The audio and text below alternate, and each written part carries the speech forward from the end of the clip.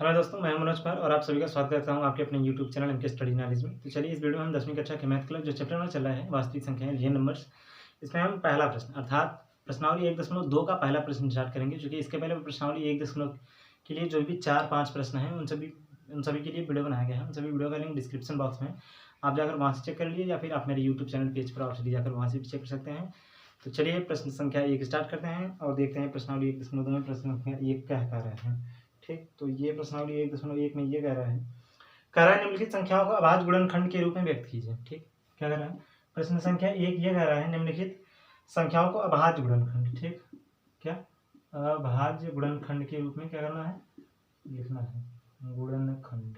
ठीक, तो गुणनखंड के रूप में हम क्या करेंगे, लिखेंगे, और गुणनफल के रूप में लिखना है, गुणनखंडों के गुणनफल। तो गुणनफल के रूप में लिखने के हम क्या करते हैं, गुणनखंड वृक्ष विधि का इस्तेमाल करते हैं। जी हाँ दोस्तों, गुणनखंड वृक्ष विधि।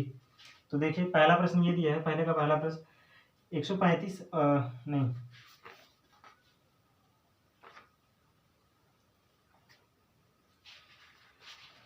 तो प्रश्नावली 1.2 का पहला प्रश्न ये दिया है, ठीक, 140। ठीक, यानी पहला क्या दिया है 140।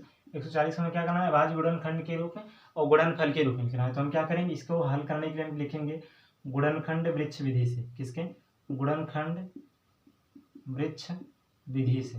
तो गुणनखंड वृक्ष विधि क्या होता है, केवल गुणा के रूप में लिखा जाता है। यानी एक मिलाकर कहा जाए, यदि 90 में हमें प्राप्त है 140 इस प्रकार से लिखिए। और देखिए इसे हम 2 से काटेंगे तो क्या प्राप्त होगा, 270, यानी 70 दूना 140, इस तरीके से। ठीक, तो यहाँ हम क्या लिख सकते हैं, 70 लिख सकते हैं, और 70 को काटेंगे 2 से तो क्या प्राप्त होगा, 35। तो यहाँ हम लिख सकते हैं कि ना 35। ठीक, तो इस तरीके से हम 35 लिखेंगे, और 35 को हम 2 से काटेंगे नहीं कटेगा, 3 से भी नहीं कटेगा, 5 से कटेगा, तो 5 से काट लेंगे, तो 5 से 35। इस तरीके से हम क्या कर रहे हैं, गुणा के रूप में लिख रहे हैं। तो 5 का गुणा 7 में कर देंगे तो हमें प्राप्त हो जाएगा 7, और 140 प्राप्त है। अतः हम लिख सकते हैं क्या, कुछ नहीं करना है आपको, ये यानी यहाँ से यहाँ तक गुणा के रूप में लिखना है। किसके रूप में, गुणा के रूप में, अर्थात इस तरीके से सिंबल लगा देंगे, बस आपका हो गया काम। तो ये हमें प्राप्त हो जा रहा है कि ना, 2 प्राप्त है, 2 हम लिख सकते हैं, 2 गुणित 2, और यहाँ 5, और यहाँ कितना है 7। तो ये हम क्या लिखेंगे, गुणा के रूप में इस तरीके से लिख सकते हैं।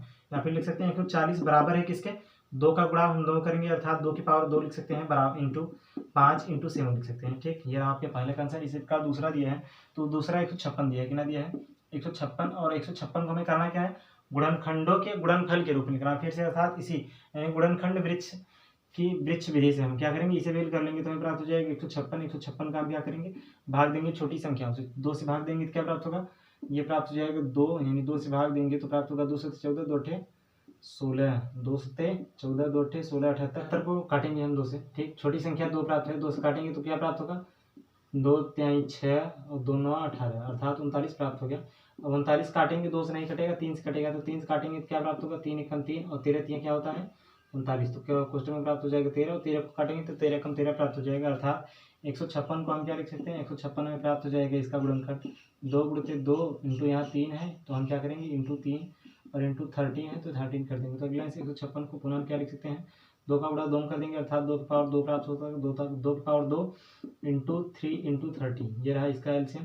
इसी प्रकार तीसरा दिया है, तो तीसरा कितना दिया है 38 225। ठीक, तो तीसरा जो इसका प्रश्न दिया है 38 यानी 3800 225, इसी को हमें क्या करना है, विभाजित करना है। तो इसे विभाजित करेंगे तो अर्थात 2 से काटेंगे, तो इस तरीके से इसे हम क्या करेंगे, वृक्ष यानी गुणनखंड वृक्ष विधि से क्या करेंगे, इसे भी सॉल्व करेंगे। तो इसे भी हम क्या करते हैं, 2 से काटेंगे तो 2 से नहीं कटेगा, 3 से, तो 3 कम 3, 3 गुना 6, 3 से 21, 3 से कट जाएगा, तो इसे हम क्या करेंगे 3 से काटेंगे तो यहाँ 3 प्राप्त हो जाएगा, और 3 से इसमें भाग देंगे तो क्या प्राप्त होगा 3 एकम 3। अगला इसे हम क्या लिख सकते हैं, 3 एकम 3, और 3 गुना 6, 3 से 21, 3 पचे 15, इसे भी हम क्या करते हैं 3 से काट सकते हैं, तो ये प्राप्त 3 चौके 12, 3 दूनी 6, 3 पचे 15। जी हाँ दोस्तों, 3 से कटेगा तो 3 से काटेंगे तो यहाँ प्राप्त हो जाएगा 3 एकम 3, अर्थात इस तरीके से हमें प्राप्त हो जाएगा 3 चौके 12, और 3 दूनी 6, और 3 पचे 15, ये 3 से कटेगा। जी हाँ दोस्तों, ये 3 से अब नहीं कटने वाला, तो 3 एकम 3, और 3 चौके 12, 3 पचे नहीं, 3 से नहीं कटेगा।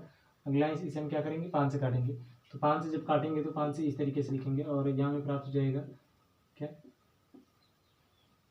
ये हमें प्राप्त होगा 5 चौके, अर्थात 5 अट्ठे 40, और 2 बचा है तो 5 चौके 20, और 5 यहाँ 2 बचा है तो 5 पचे 25 करेंगे, तो 5 पचे 25 और 5 अट्ठे 40, तो ये भी हमें क्या करेगा 5 से कट जाएगा, तो 5 से काटेंगे तो क्या प्राप्त होता है 5 एकम 5, और 5 सटे 35। ठीक, तो अर्थात अगला इसे 5 एकम 5 और 5 सत्ते 35, अर्थात 17×85 और 17 को काटेंगे किसे, केवल 17 एकम 17 कटेगा। ठीक, तो ये 17 प्राप्त हो गया है।